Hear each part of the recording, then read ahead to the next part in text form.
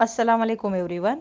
Today in this fourth part of life processes in living organisms, let's study sexual reproduction in plants. There are about two steps. Total two processes or two steps are there. That two processes are number one it is gamete formation. Gamete formation, or it is also called as meiosis.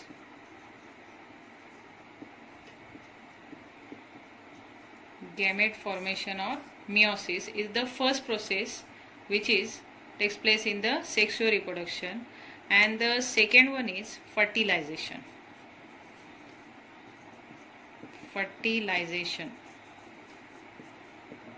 Okay, we know that in sexual reproduction two parents are involved, means there is a involvement of male and female gamete. So this gamete formation is the first process in this sexual reproduction. So what happens in this gamete formation? This meiosis, which is a type of cell division, takes place. So in this meiosis what happens?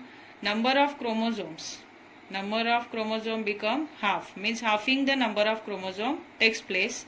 For example, here if the parent cell it is diploid means double, then it is reduced to half as n and n, means from diploid cell to the haploid gamete. This total process, entire process, takes place in the gamete formation. So haploid gametes, formation of the haploid gametes, in which the number of chromosomes become exactly half of that original one. Okay, so number of chromosomes become half, and here haploid gametes are produced.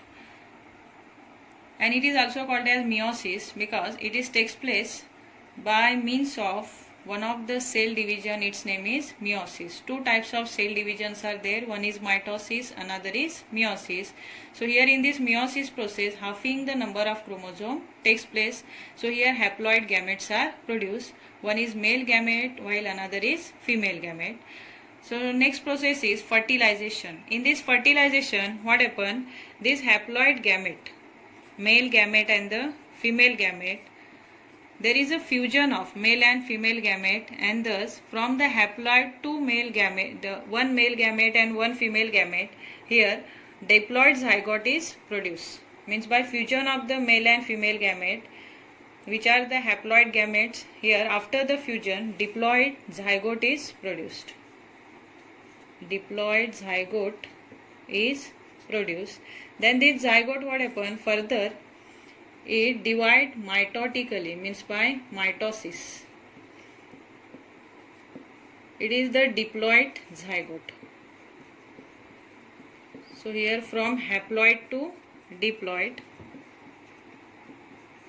means here number of chromosome which became half in this meiosis process or in the gamete formation, then again regain the number of chromosome, regain its number.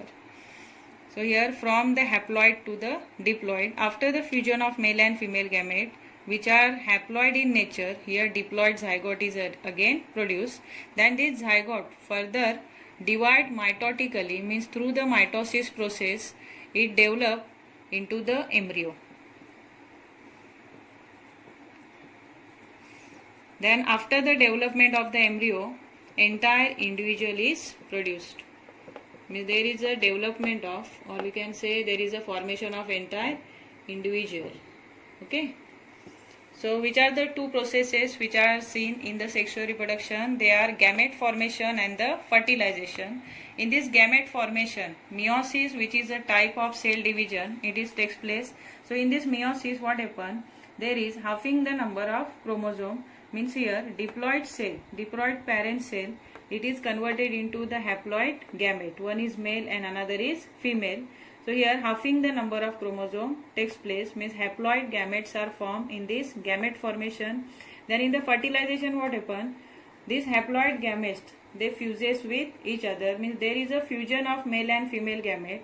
So again here after the fusion of haploid male and female gamete, here diploid zygote is produced. Then further this zygote divide mitotically means in the process of mitosis. By means of mitosis, embryo is produced and this embryo further develop to form the entire individual. Okay, so in this way there are two processes which are seen in the sexual reproduction. Now we will see sexual reproduction in plants. So in the plants, flower is only the structural and functional unit of the sexual reproduction. So what is the structural and functional unit of the sexual reproduction in plant? It is flower. Okay. So first we will study about the flower, its reproductive parts, and how the fertilization or the sexual reproduction takes place inside of the plant. So this flower, it has total 4 floral whorls. How many floral whorls are there? 4 floral whorls. Out of this, first one is called as calyx. Calyx. Second one is corolla. Third one is androecium. Androecium. And the fourth one is gynoecium. Fourth is gynoecium.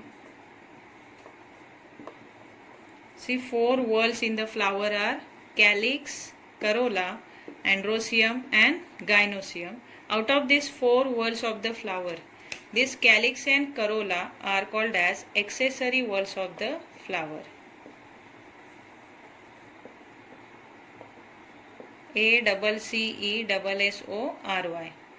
These are the accessory whorls of flower. Why they are called as accessory whorls?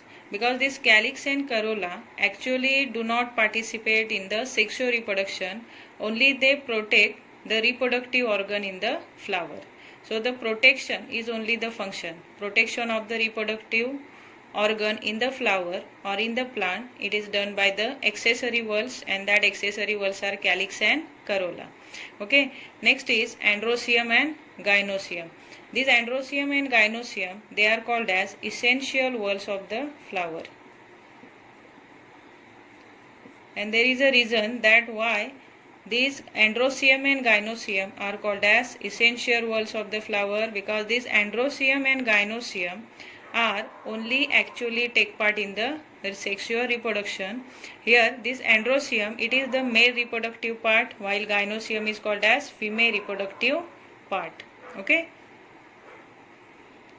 Now we will see about the calyx. Calyx, it is the outermost wall of the flower. In this flower you can see this part of the flower which is at the base of the flower is only called as calyx, and this calyx individual unit is called as sepal. So individual unit of the calyx is called as sepal, and together that wall is called as calyx. So calyx is the outermost wall of the flower, and the individual member or individual unit of the calyx is called as sepal.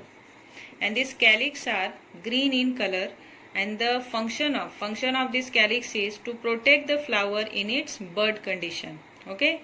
At the same time, as this calyx is in green color, it also take part in the photosynthesis process. Do you know photosynthesis process? Food of the plant is produced in the photosynthesis process, and for that chloroplast is required, and because of the chlorophyll pigment, this calyx is green in color, and due to this calyx take part in the photosynthesis process, and the second function is it protect the flower in its bud condition. So what is the individual unit of the calyx is called sepal. Okay. See here, one member of this calyx is called as sepal. So these are the sepals. In some flower 5 sepals are there, while in some flower less than 5 are there. Okay. Now we will see next one, that is corolla. Next is the corolla. We know that this colorful and attractive part of the flower is only called as corolla.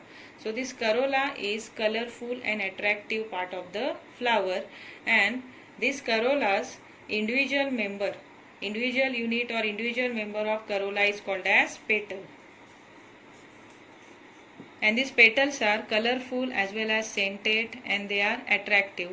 And because of this colorful, attractive and scented part of the flower, this flower can attract the insect towards itself. So why this flower required insect for this sexual reproduction? Because here pollination is the first process in the sexual reproduction. Means after attracting, means it attract the insect towards itself for the pollination.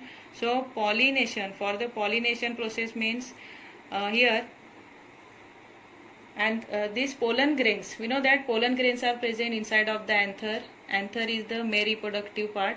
So from the anther to the stigma, this transfer of the pollen grain takes place, and it is only called as pollination. So for the pollination process, flower need always insect. So because of this attractive part of the flower, this flower can attract the insect towards itself for the pollination. And what is the individual member of the corolla is called? It is called as petal. Okay, so these petals are colorful, attractive as well as scented.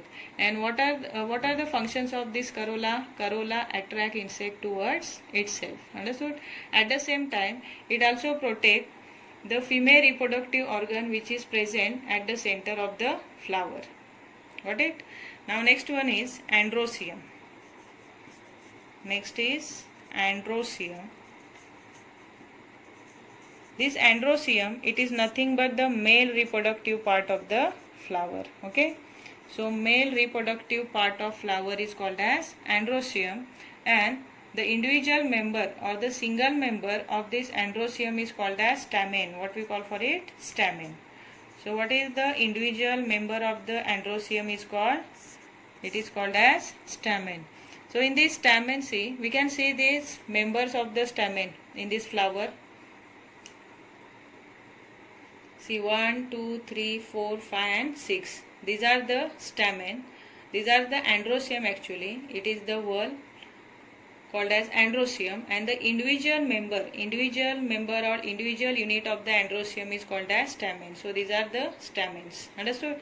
So which parts are there in the stamen? See, stamen is made up of main two parts. With that two parts are this. At the tip we can see the stamen, we can see the anther, and anthers are bilobed. Here I will show you.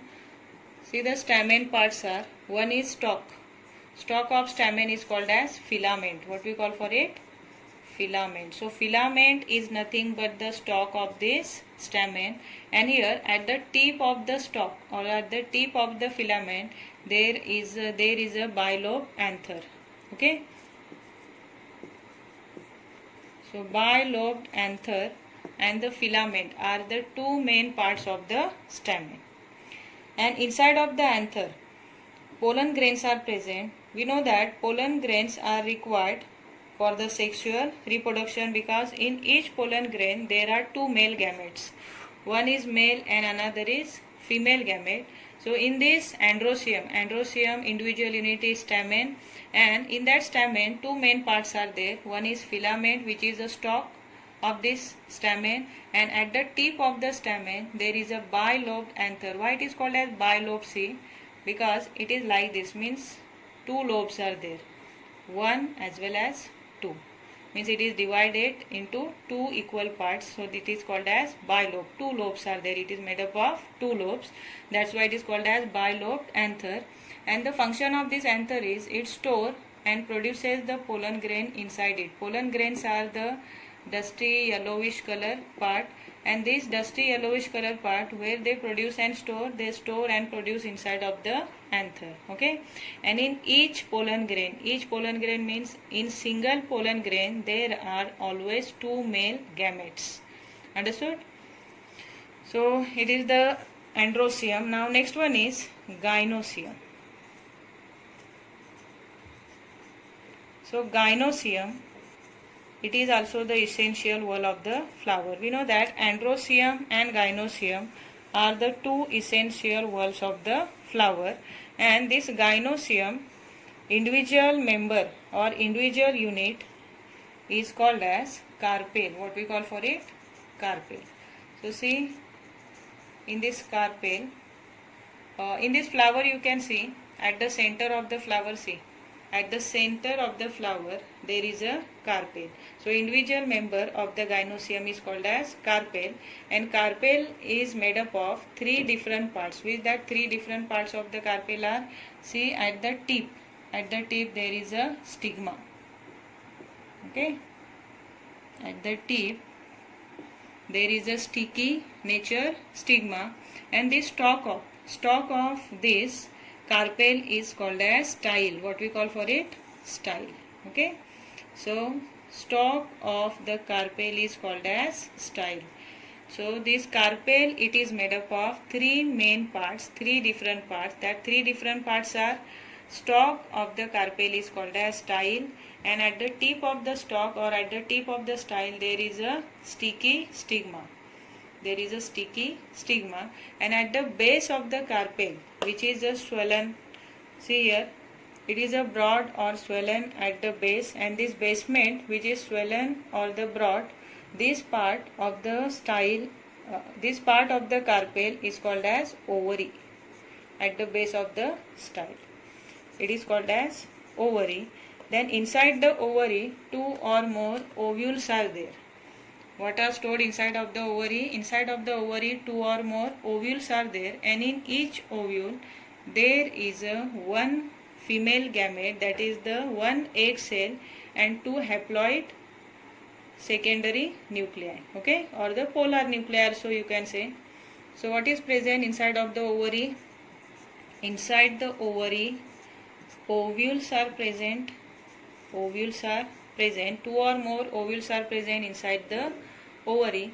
Then in each ovule, one egg cell. Egg cell means female gamete. Okay, so egg cell, it is nothing but the female gamete. So where this female gamete is present? Female gamete is present inside of the ovule, inside of each ovule, and that ovules are present inside of the ovary. So ovary contain two or more ovules, and in each ovule there is one female gamete, that is called as egg cell. At the same time, inside of each ovule there are two haploid nuclei, or it is also called as secondary nuclei. Haploid nuclei or the secondary nuclei. Okay, so two haploid nuclei and one egg cell is present in the each ovule. So what is present in each ovule?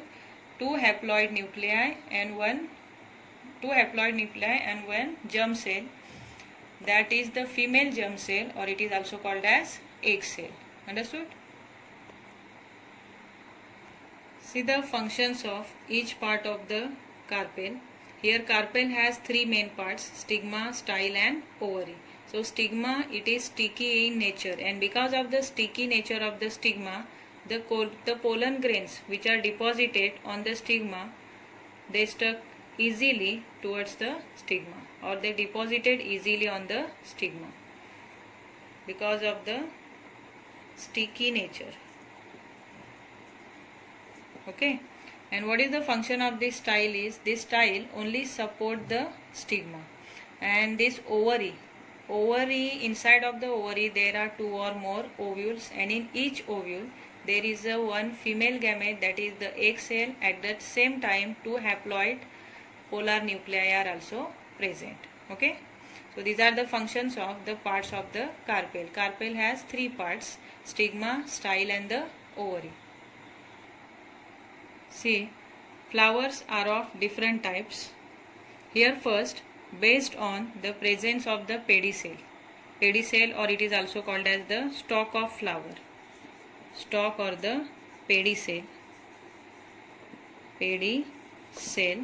Flowers are of two types. One is, if there is a stalk at the base of the flower, for example rose, correct? So rose flowers has base, at it has a stalk at its base. So this rose flower are called as pedicellate flower. Which type of flower? Pedicellate flower.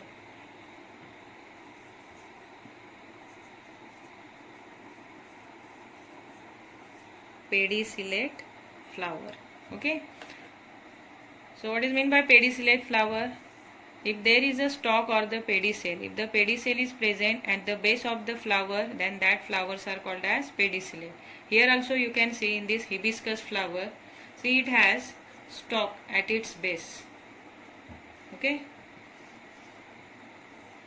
it has stalk at its base, and this flower with the stalk or with the pedicel, it is also called as pedicel, are called as pedicellate flower. For example, hibiscus or the rose. Okay, now we'll see next one, a flower without pedicel, flower without the stalk are called as sessile flower. Which type of flower? Sessile.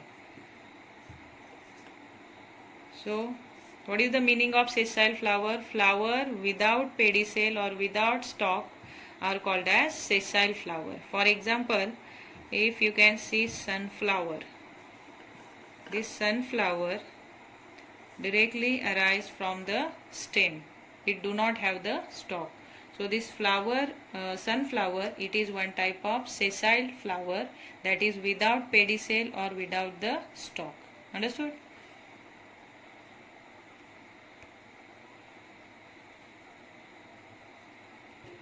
Again see here, based on how many, means number of reproductive organ present in the flower, there are two types of flower. If in a flower at the same time both the reproductive organs are present, means male as well as female, if androecium and gynoecium, both these whorls are present in the same flower, then that flowers are called as bisexual flower. Bisexual flowers. An example is hibiscus, because in this hibiscus, in same flower at the same time, androecium and gynoecium, both the floral whorls are present, means both the reproductive organs are present at the same time. Bisexual. For example, hibiscus. Then next is, and the next is unisexual flower. So in this unisexual flower, as the name itself, uni means only single, so only single gamete is present. It may be male or female, means either male or female gamete or male or female reproductive organ, if it is present in the flower, then that flower is called as unisexual flower, means only one reproductive organ, either androecium or gynoecium, is present in the flower, then that flowers are called as unisexual flower. For example, papaya. Okay, papaya is the example.